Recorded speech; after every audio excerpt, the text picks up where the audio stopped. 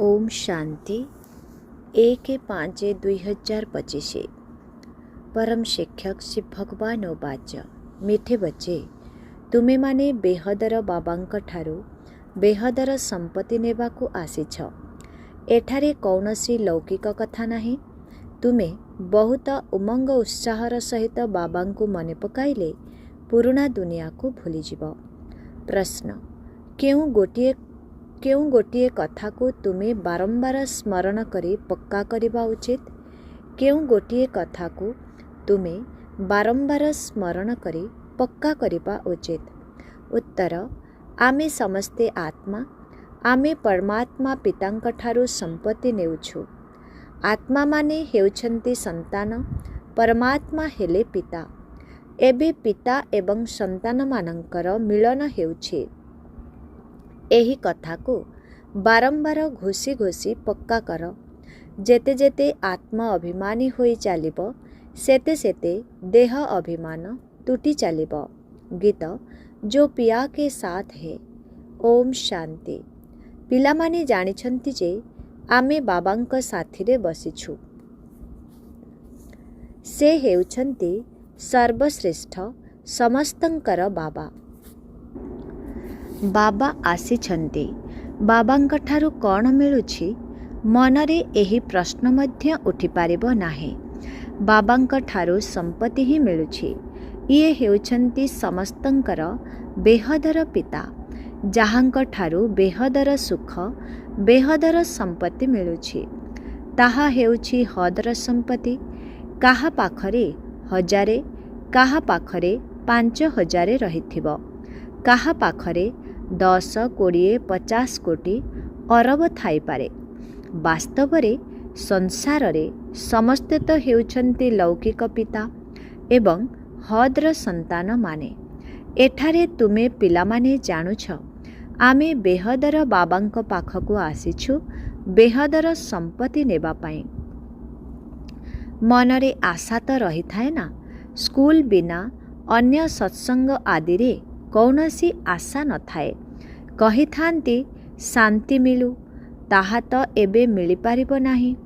एठारे तुमे पिला माने जानुछ जे आमे आसीछु विश्व नुआ दुनियार मालिक हेबा पाई। नचेत एठाकू काहीके आसीबो? पिलामानंकर संख्या केते वृद्धि होई चालिछि। कहुछन्ति बाबा आमे तो विश्वर मालिक हेबा पाई आसीछु। हद्र कौनसी कथा ही नाही। बाबा आपणंक ठारू आमे बेहद स्वर्गर वर्षा नेबाकू आसीछु। कल्प कल्प आमे बाबांक ठारू संपत्ति नेउछु, पुणी माया बिलेई आम ठारू छड़ाई नेउछे। सेथिपाई एहाकू हार जितर खेल कुहा जाउछे। बाबा बसी पिलामानंको बुझाउछन्ति। पिलामाने मध्य क्रमानुसारे बुझुछन्ति। इए कौनसी साधु सन्थ नुहंती। जेपरी तुमे साधारण वस्त्र पिंधिछ सेहीपरि इए मध्य पिंधिछन्ति। इए तो हेउछन्ति बाबा ना। केही जदि पचारिबे काहा पाखकु जाउछ, कहिब आमे बापदादांक पाखकु जाउछु। एहा तो परिवार होई गला। तुमे सेठाकु काहीकि जाउछ? कौन नेबाकु जाउछ? ए कथा तो अन्य केही बुझी पारिबे नाही। कही पारिबे नाही जे आमे बापदादांक पाखकु जाउछु। वर्षा तांक ठारू मिलुछि। जेजे बापांक संपत्ति रे समस्ते हकदार अटन्ति। शिव बाबांकर अविनाशी संतान बा आत्मा माने पूर्वरु तो अट, पुणी प्रजापिता ब्रह्मांकर संतान हेबा द्वारा तांकर नाती नातुणी होईगल। एबे तुमे जानुछ जे मु हेउछि आत्मा। ए कथा को बहुत पक्का भावरे घोषी देबा दरकार। आमे आत्मा माने परमात्मा बाबांक ठारू वर्षा नेउछु। बाबांक सहित आसी मिसुछु। पूर्वरु तो शरीरर अभिमान थिला। अमुक अमुक नामधारी ही संपत्ति नहीं थांती। वर्तमान तो आमे हेउछु आत्मा, परमात्मांक ठारू संपत्ति नेउछु। आत्मा माने हेले संतान, परमात्मा हेउछन्ति पिता। बाप एवं पिलामानंकर बहुत समय परे मिलन मेला लागुछि। ଥରେ ମାତ୍ର। ଭକ୍ତି ମାର୍ଗରେ ପୁଣି ଅନେକ କୃତ୍ରିମ ମେଳା ଲାଗି ଚାଲିଛି। ଏହା ହେଉଛି ସବୁଠାରୁ ଆଶ୍ଚର୍ଯ୍ୟଜନକ ମେଳା। ଆତ୍ମାଏ ପରମାତ୍ମା ଅଲଗ ରହେ ବହୁକାଳ। କେଉଁ ଆତ୍ମା ମାନେ? ତୁମେ ଆତ୍ମାମାନେ।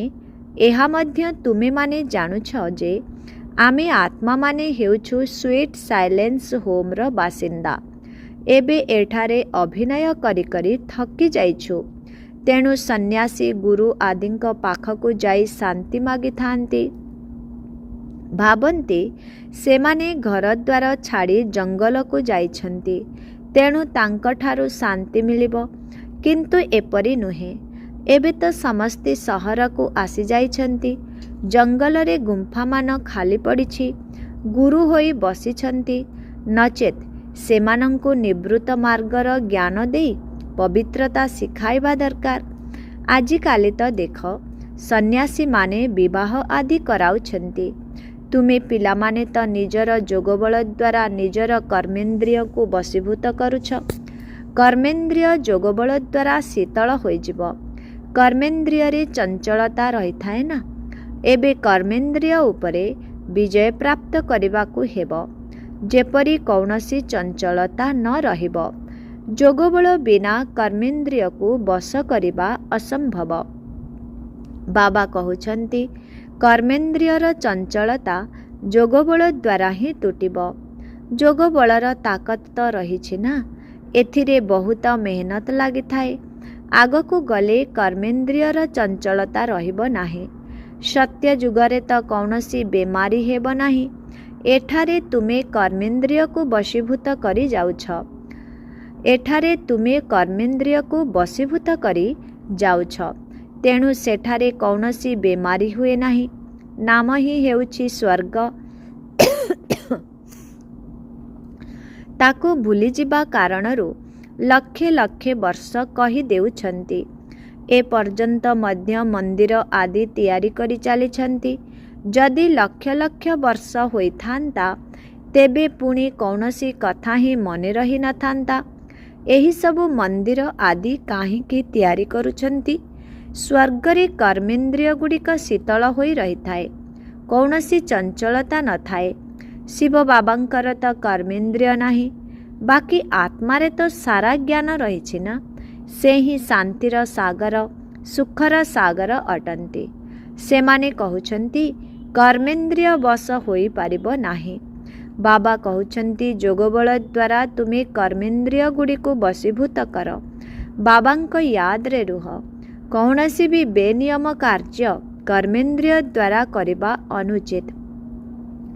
ଏପରି ସ୍ନେହୀ ବାବାଙ୍କୁ ମନେ ପକାଇ ପକାଇ ଆଖିରେ ପ୍ରେମର ଲୁହ ଆସିଯିବା ଦରକାର। ଆତ୍ମା ପରମାତ୍ମାଙ୍କ ସହ ତ ଲୀନ ହୁଏ ନାହିଁ।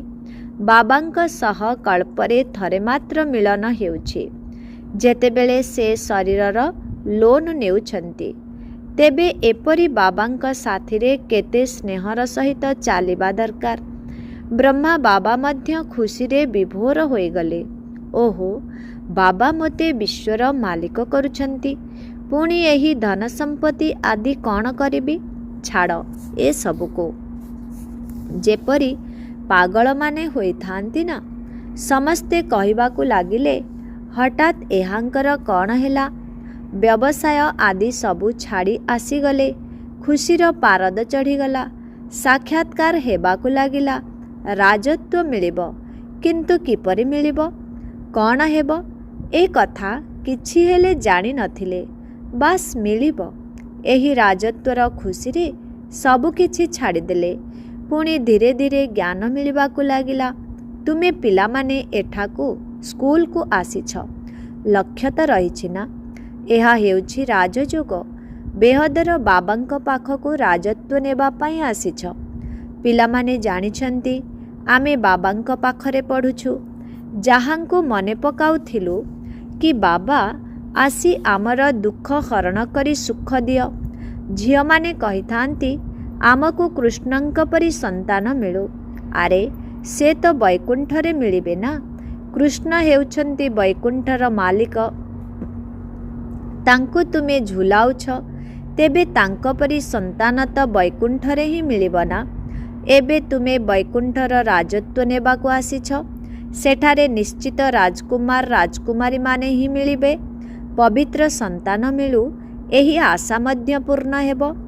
ଏପରି ତ ଏଠାରେ ମଧ୍ୟ ବହୁତ ରାଜକୁମାର କୁମାରୀ ଅଛନ୍ତି, କିନ୍ତୁ ଏମାନେ ହେଉଛନ୍ତି ନର୍କବାସୀ। ତୁମେ ଚାହୁଁଛ ସ୍ୱର୍ଗବାସୀଙ୍କୁ। ପାଠପଢ଼ା ତ ବହୁତ ସହଜ।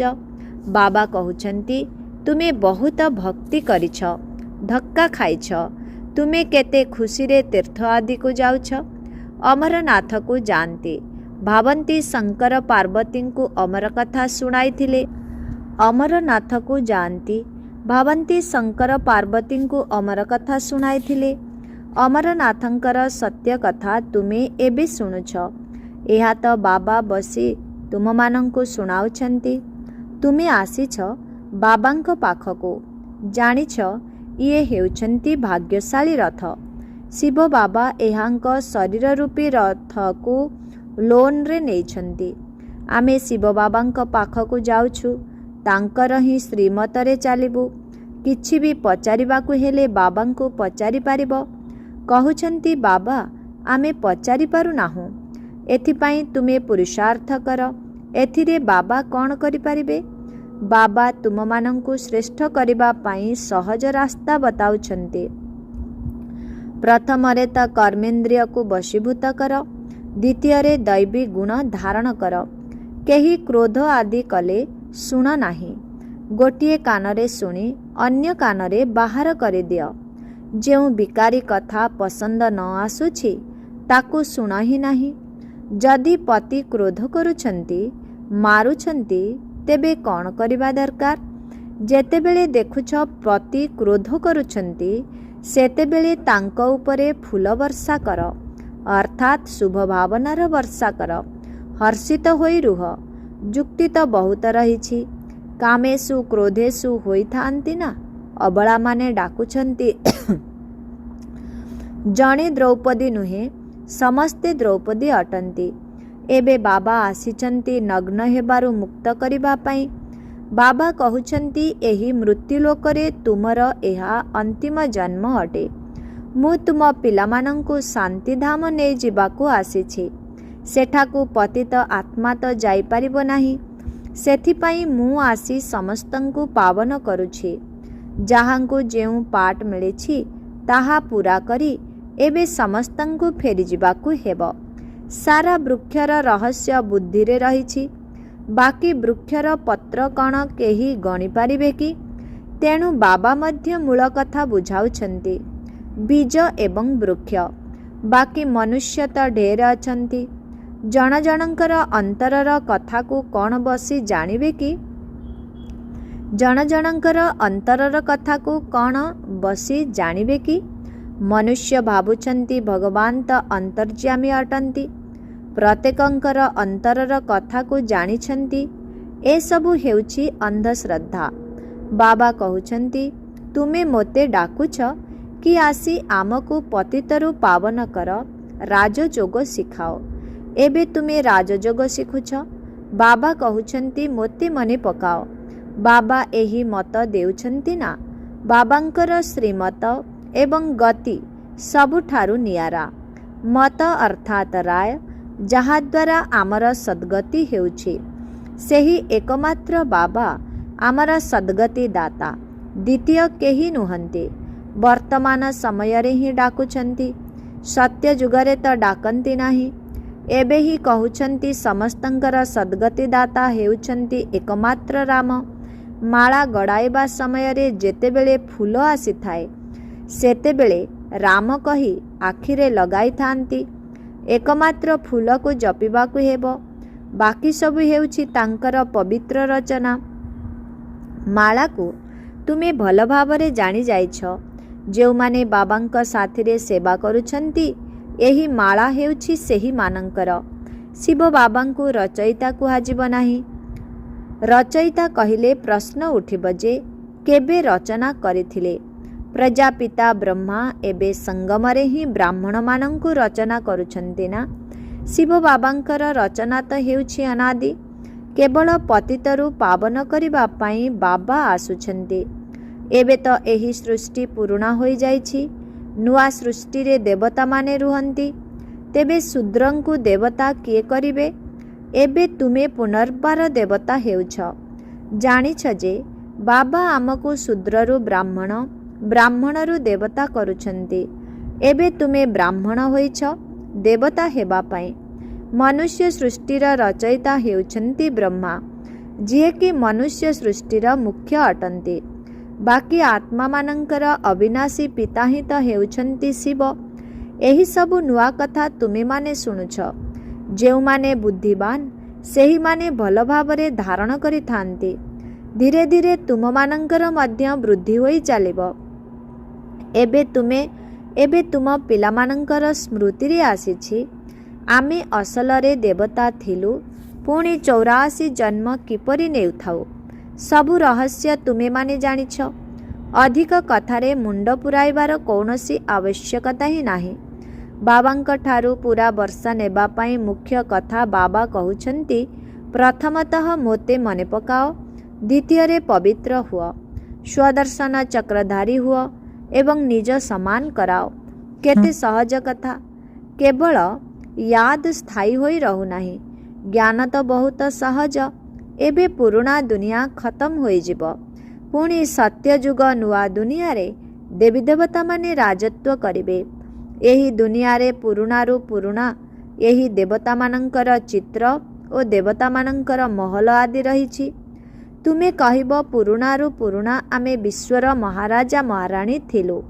शरीर तो विनाश होई जाउछि, बाकी चित्र आदि तैयारी करुछंती। किंतु एहा कौन काहाकू जଣା अछि कि यही लक्ष्मी नारायण जे कि राजत्व करुथिले सेमाने केउ आड़े गले, राजत्व किपरि नेइथिले? बिरला एते मंदिर तैयारी करुछंती किंतु किछि हेले जानि नाहंती। पैसा मिली चलीछि एवं तैयारी करि चलीछंती। भाबुछंती एहा देवता मानंकर कृपा। एकमात्र शिवंकर पूजा हेउछि अव्यभिचारी भक्ति। ज्ञानदाता तो हेउछंती एकमात्र ज्ञानर सागर। बाकी सबु हेउछि भक्ति मार्ग। ज्ञान द्वारा अधाकल्प सद्गति हेउछि, तापरे भक्तिर आवश्यकता पड़े नाही। ज्ञान भक्ति वैराग्य। एबे भक्तिरु पुरुणा दुनिया ठारू वैराग्य। पुरुणा एबे खत्म होई जिवो। एथिरे काहींकी आसक्ति रखिबु? एबे तो नाटक पूरा हेउछि। आमे जाउछु घरको, सेही खुशी मध्य रहुछि। अनेक भाबुछंती मोक्ष पाइबा तो भल, पुणी आउ एठाकू आसिबु नाही। आत्मा पानी फोटका परि अटे, जाहाकि सागर रे मिसी जाई थाए। ए सबु हेउछि गप। अभिनेता तो निश्चित अभिनय करिबो।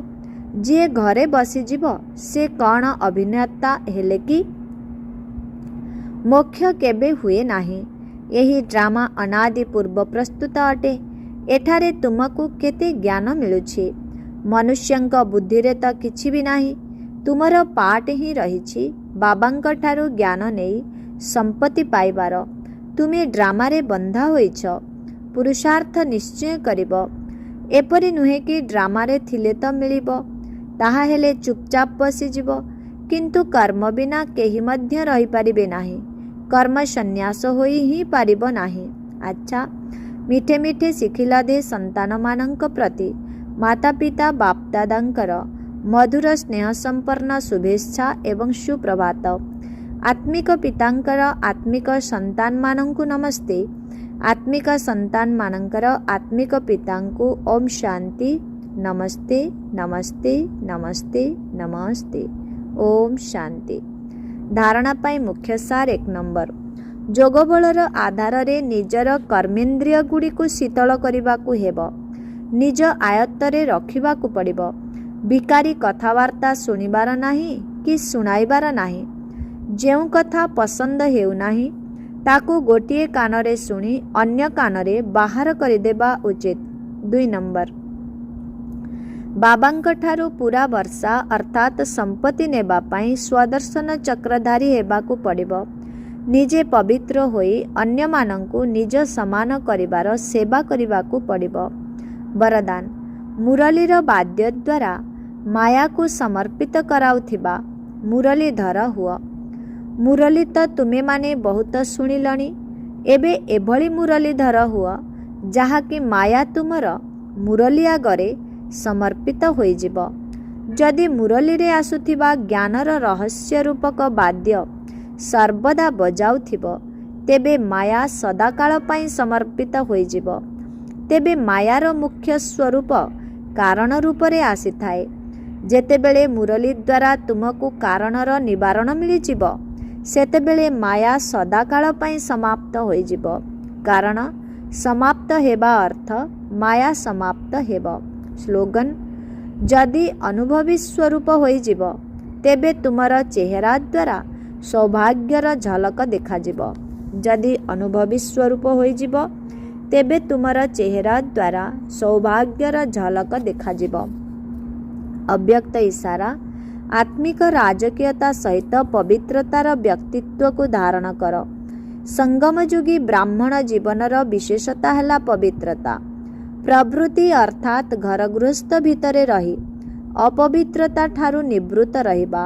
ସ୍ୱପ୍ନ ମାତ୍ରରେ ମଧ୍ୟ ଅପବିତ୍ରତାର ସଂକଳ୍ପ ଠାରୁ ମୁକ୍ତ ରହିବା ହିଁ ହେଉଛି ଚ୍ୟାଲେଞ୍ଜ କରିବାର ଆଧାର। ଏହା ହିଁ ହେଉଛି ତୁମ ବ୍ରାହ୍ମଣମାନଙ୍କର ଆତ୍ମିକ ରାଜକୀୟତା ଏବଂ ବ୍ୟକ୍ତିତ୍ୱ। ଓମ୍ ଶାନ୍ତି।